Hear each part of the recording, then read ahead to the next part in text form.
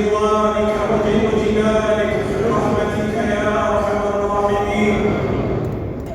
اللهم يا واهب النعم، يا دافع النقم، يا نور المستوحشين في الظلم، فرج هم المهمومين ونفس كرب المكروبين، واقض الدين عن المدينين، واشف مرضانا ومرضى المسلمين برحمتك يا ارحم الراحمين.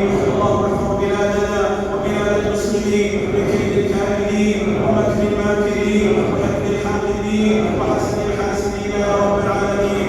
اللهم احفظ بلاد المسلمين من النزاعات والصراعات والحروب والثورات والمظاهرات.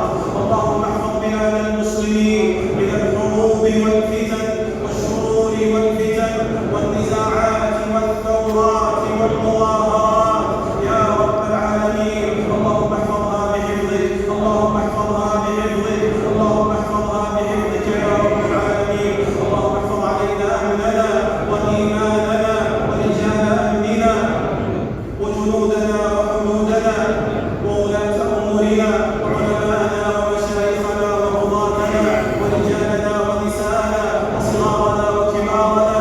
اللهم احفظنا جميعا بحفظك يا رب العالمين. اللهم آتنا في الدنيا حسنة